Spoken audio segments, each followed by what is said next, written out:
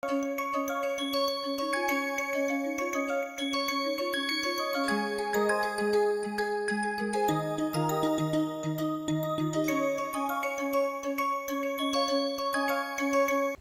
everyone. In the last module, we derived what we call as the heat diffusion equation. So, we derived the heat diffusion equation in Cartesian coordinates, and we also looked at heat diffusion equation in cylindrical coordinates. I set it up for you, I requested you to go through it and try to derive it. So, Cartesian coordinates and cylindrical coordinates heat diffusion equation was derived. We also looked at various boundary conditions that are going to be used in typical heat transfer problems, various boundary conditions. So, we said specified temperature at the surface, specified surface temperature Ts or T wall.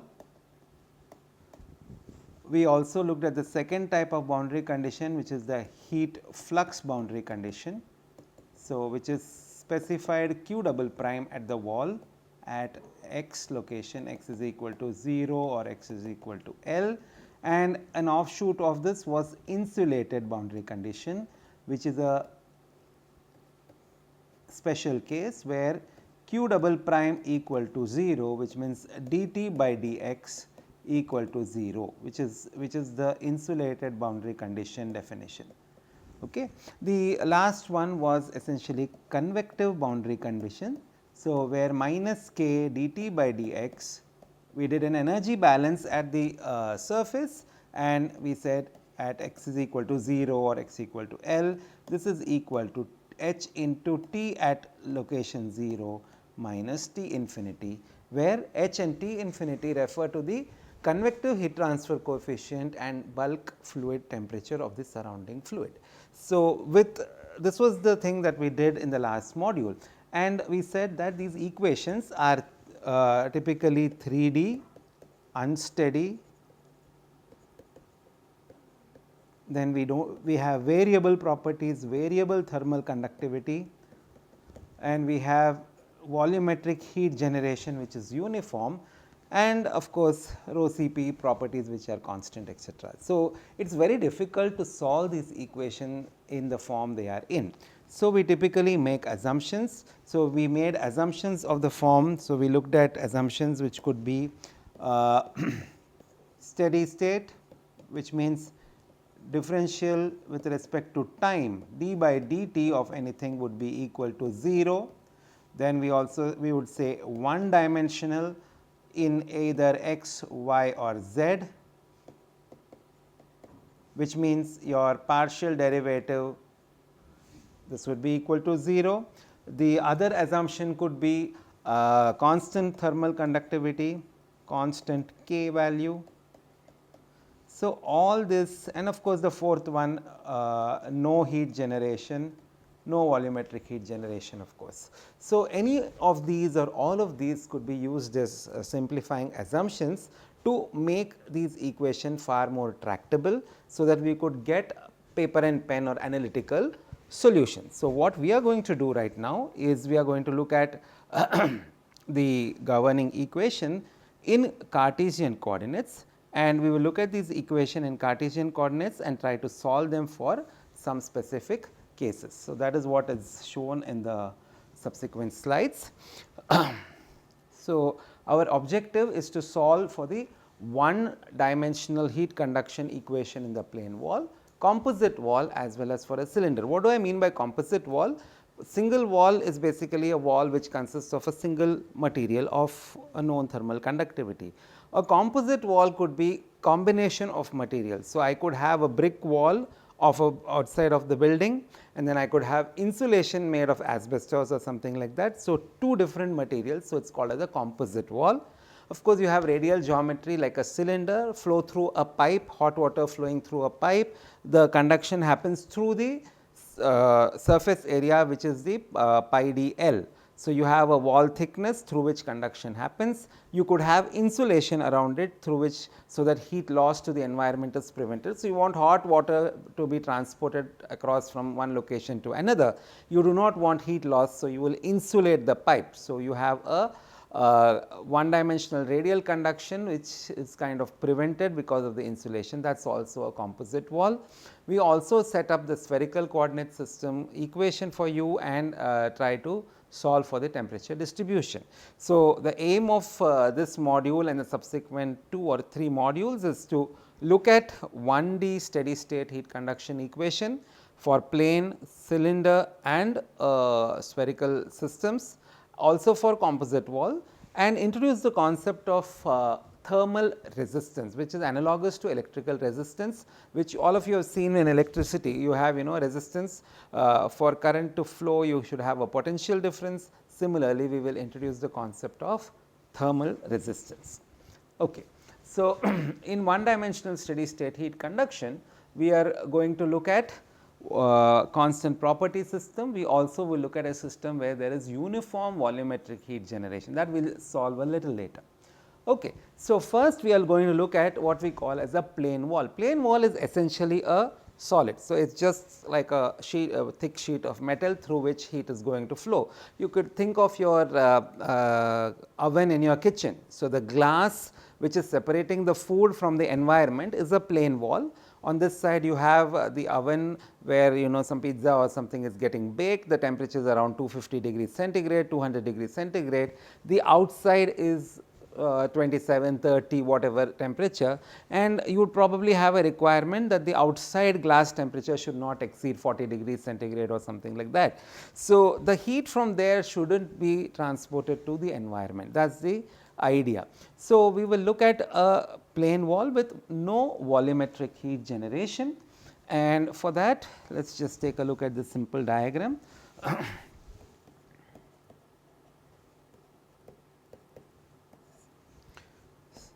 No volumetric heat generation,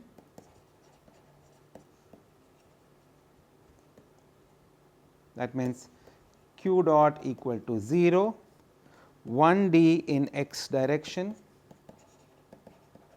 steady state, okay, and constant thermal conductivity. So, all the assumptions that we wrote here, typical simplifying assumption, all of them are there in our analysis. So, we look at a plane wall. So, to draw a plane wall, I am just going to have to draw 2 parallel lines. This is a plane wall, and let me just use some other color for you. This is temperature Ts1, this is temperature Ts2. On this side is a fluid which is giving a heat transfer coefficient H1 and T infinity 1. On this side we have a fluid which is giving heat transfer coefficient H2 and at temperature T infinity 2. It is just a convention to show the fluid flow by means of an arrow. So, it could be upward or downward arrow, and let us say T infinity 1 greater than Ts1 greater than Ts2 greater than T infinity 2. What do I mean by that? The heat is flowing from left to right. So, direction of Q is from left to right, high temperature to low temperature. Okay. The entire wall is at temperature Ts1, and let me begin my coordinate system with the axis aligned like this. This is the x, this is x is equal to L here, x is equal to 0 is the left surface. Okay. So, this is how the problem is set up. Now, we had our 3D equation which is d by dx of k dt by dx plus d by dy of k dt by dy plus d by dz of k dt by dz plus q dot is equal to dt by dt. This was my 3D general heat diffusion equation in Cartesian coordinates. We need to simplify this for our problem. So, let us simplify it. So, let us go back to the previous slide. So, first assumption, no volumetric heat generation. So, this goes to 0 because of the first assumption. It is normally a good idea to write the reason by the number just below the cancelled term.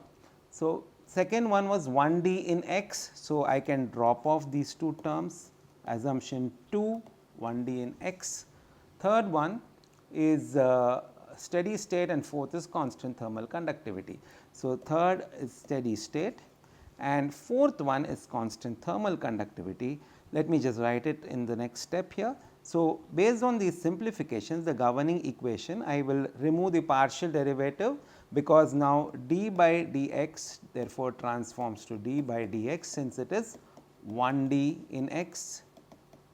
K is constant, that was your fourth assumption. So, I get k d squared t by dx squared is equal to 0, which means d squared t by dx squared equal to 0 is my governing equation. This is a second order ordinary differential equation and I need two boundary conditions to solve for this. So, if I integrate once, I would get dt by dx is equal to C1, integrate again, we get t of x is equal to C1x plus C2. So, I have C1x plus C2 as the temperature distribution. So, I need temperatures, I need C1 and C2, which is obtained by using the appropriate boundary conditions which are going to be used. What are the boundary conditions? I have at x equal to 0, that is the left wall, temperature is Ts1.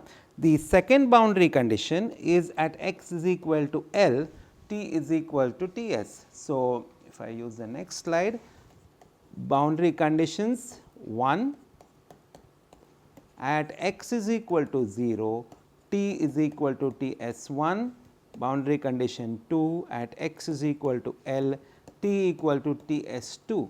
Now, both are temperature boundary condition or boundary conditions of the first kind, which is called as a Dirichlet condition, right. We saw that last time. So, I will substitute here two equations, two unknowns to get C1 and C2. So, first equation Ts1 is equal to C1 into 0 plus C2 implies C2 is equal to Ts1. There we go. Next one, Ts2 is equal to C1 into L plus C2, which is nothing but Ts1, implies C1 is equal to Ts2 minus Ts1 divided by L. So, putting these two back into my solution, temperature T is equal to x is equal to C1x plus C2. I am going to substitute for this. Let me use a different color. This is C1 is Ts2 minus Ts1 divide by L. I will keep it as x over L here and I will write this as Ts1, or in other words this is Ts1 minus Ts1 minus Ts2 into x by L. I have written this in this particular form for a simple reason. If you look at this, Ts1 is the larger of the two temperatures, Ts1 minus Ts2 is the maximum temperature difference. So, it is going to be the temperature profile is a linear one. So, I have a straight line equation, this T is like your y is equal to mx plus C form. Okay. C is your Ts1, y intercept is your Ts1. So, it starts with this and then at x is equal to L it has to reach Ts2 and this is your straight line relationship. And what do I see? The slope dt by dx is nothing but Ts1 minus Ts2 divided by L, that is if I have to just do the magnitude, but if I have to take care of the sign it has to be with a minus sign because it is a negative slope. So, I will now write it with the correct sign. So, this is minus of Ts1 minus Ts2 whole divided by L, and that is what you see here. So, this is nothing but the slope of this equation, right. Y is equal to m x plus c, m is nothing but negative T s 1 minus T s 2 divided by L. So, it is a linear relationship, and from this of course, once the temperature distribution is known, you can you also have dt by dx from the previous slide. Let us just go back to that. Dt by dx is nothing but C1, I have it written here, C1. So, what is C1? This one. So, dt by dx is minus T s 1 minus T s 2 whole divided by L. We saw that. That is the gradient or the slope. So, if I know the two wall temperatures and I know the thickness of the block, it is just matter of a simple algebraic exercise to calculate dt by dx. So, let us just go back to the slides and see where we are. So, this is what is setting up of the problem. This is your governing equation, simplification, and this is your temperature distribution. Heat transfer rate is minus K A dt by dx. It is written as partial dt by dx, but it is a regular derivative because it is only a function of x, and we saw dt by dx is T s 1 minus T s 2 divided by L. We saw that with a negative sign, so it absorbs the negative sign. Area of course, as we said, is the area normal to the heat transfer surface. So, area normal to the heat transfer surface means orthogonal or into the plane of the paper. Now, heat flux here, there is a small typo, Qx divided by A, the A should not be there in this expression.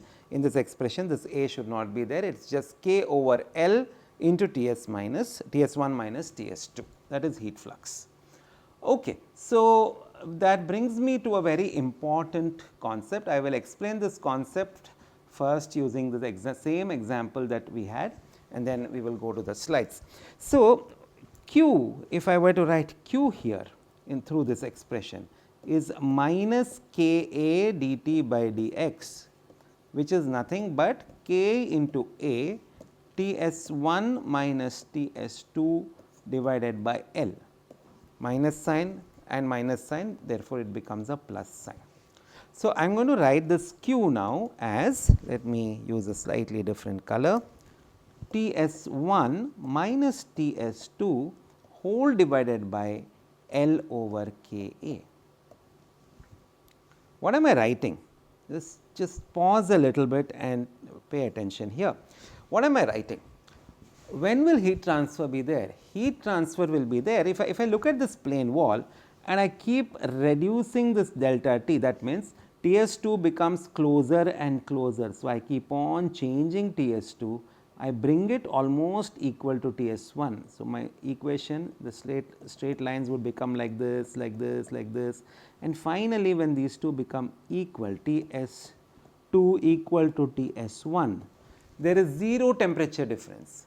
If there is 0 temperature difference, will there be any heat transfer? No, there will not be heat transfer. That means, the driving potential is the temperature difference. Driving potential for heat transfer is your delta T. Larger the delta T, larger is the heat transfer, and that we know by common sense also. So, larger the T s 1 minus T s 2, that is your driving potential. This we know, if I have a wall which is this small, this thin versus a wall which is this thick, okay, this thick wall is going to, you are going to feel the less effect of this hot wall once you are going far and far away from this. If the wall is thicker and thicker, you are going to have lesser and lesser presence of this wall reaching this side. That means, you are going to feel the warmth lesser and lesser. Similarly, if this wall is made of wood, for example, very low thermal conductivity, this denominator becomes very large. So, Q becomes very small. That is why wooden block, if you have, you do not feel the heat, whereas if this is of copper, you will feel the temperature, the heat on this right hand side wall also. All this tells me that this quantity which is there here in the bracket, this quantity is like my resistance to heat transfer.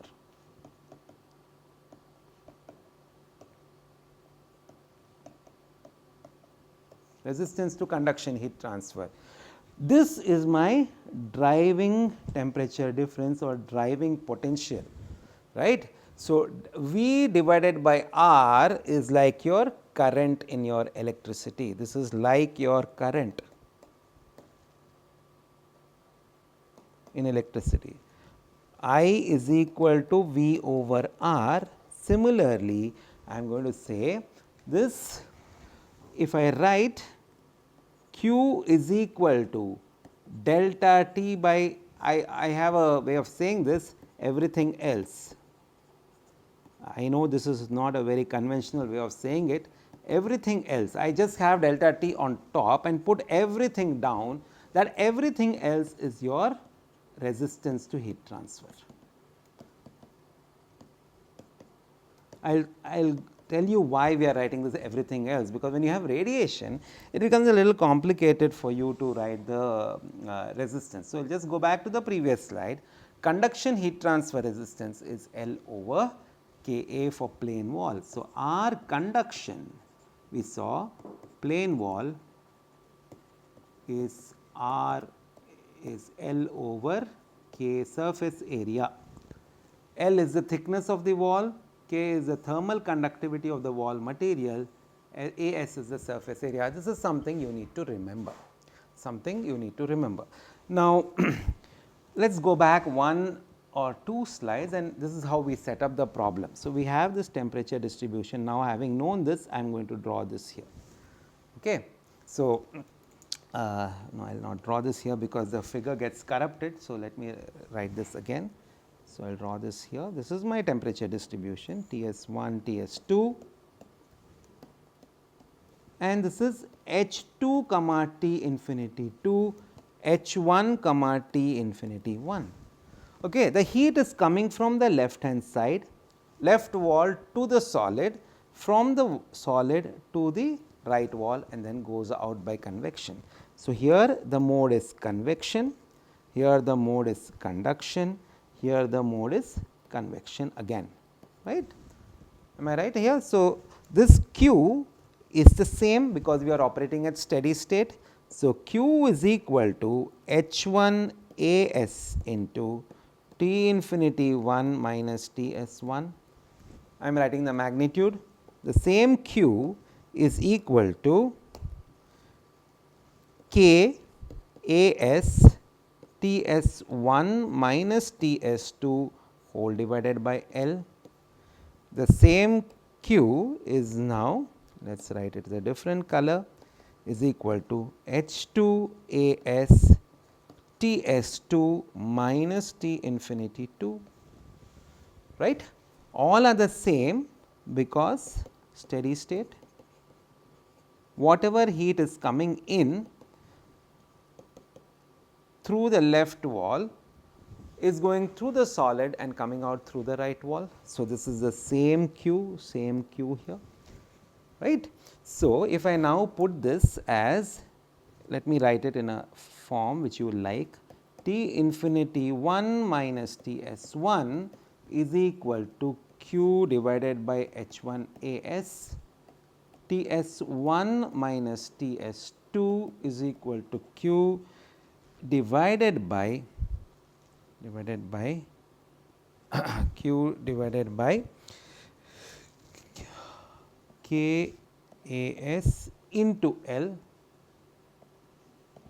okay, and T S 2 minus T infinity 2 is equal to Q divided by H 2 into A S. This, just give me a minute, we will write this nicely.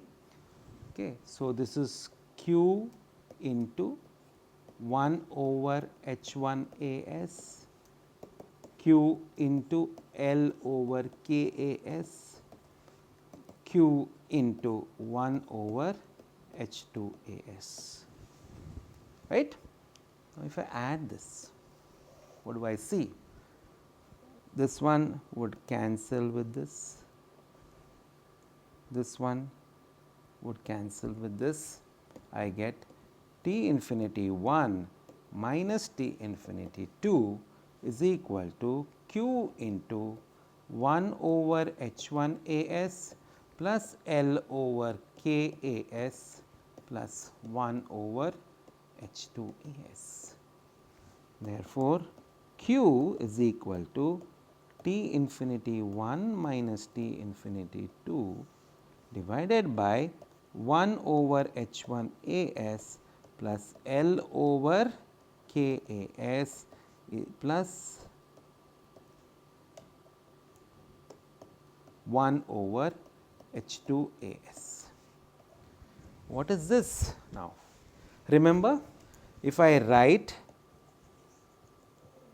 this way, delta T over everything else, that everything else is the resistance. So, here I have 3 terms, and just let us go back one step here. Here this one, let us just take this one. T s 2 minus T infinity 2 divided by 1 over H 2 A s is your Q.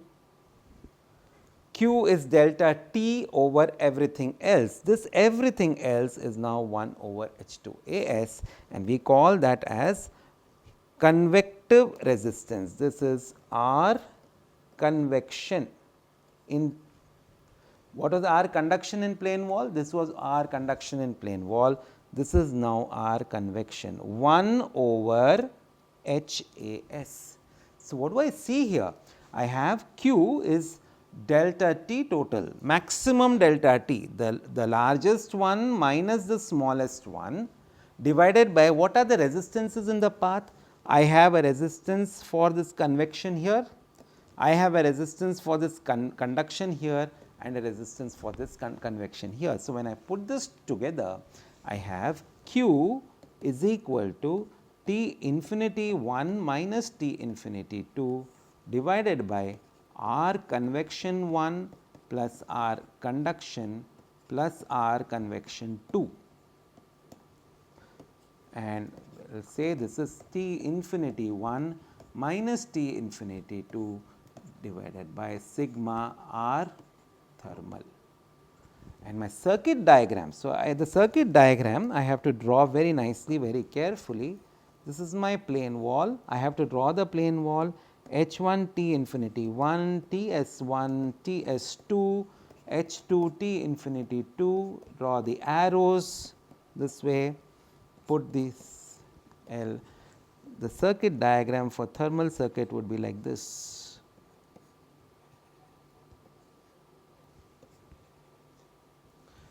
R convection 1, R conduction, R convection 2, 1 over H 1 A s, L over K A s, 1 over H 2 A s. This is my direction of Q, and very important, very important thing is what are these nodes? This is T infinity 1, this is T s 1, this is T s 2, this is T infinity 2. This diagram is incomplete if you do not show the temperatures. Across what temperature are these resistances acting? This one is convection between these two temperatures only. This is conduction between this and this. I cannot say conduction happens between T s 1 and T infinity 2, that is wrong.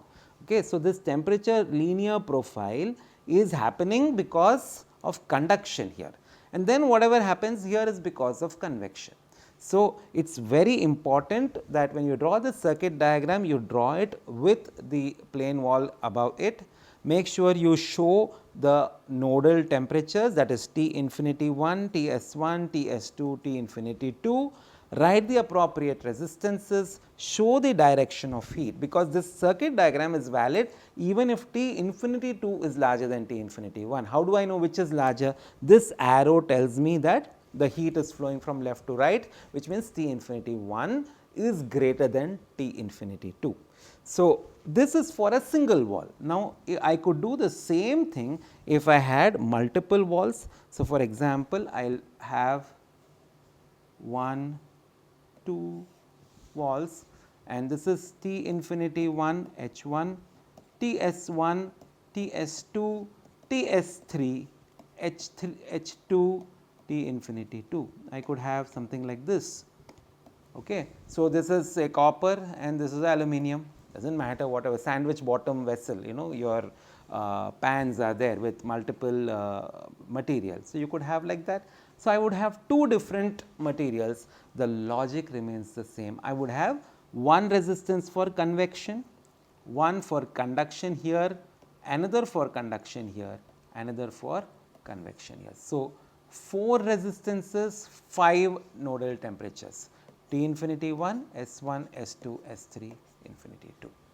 Okay. So, what are the things that we learnt? The concept of thermal resistance, conduction plane wall L by K A, convection is 1 over H A, and the areas will change appropriately for plane wall or radial geometries. If I am able to write everything as Q is equal to delta T by something else, everything else, that group of terms which is categorized as everything else here would be the thermal resistance. We looked at a simple plane wall with convective boundary conditions on either side, and we obtained the temperature distribution. We also got the constants based on the known temperature boundary conditions Ts1 and Ts2, drew the temperature profile, and also identified the concept of resistances in series here. This is R in series and this is series resistance. We are just adding resistances in series.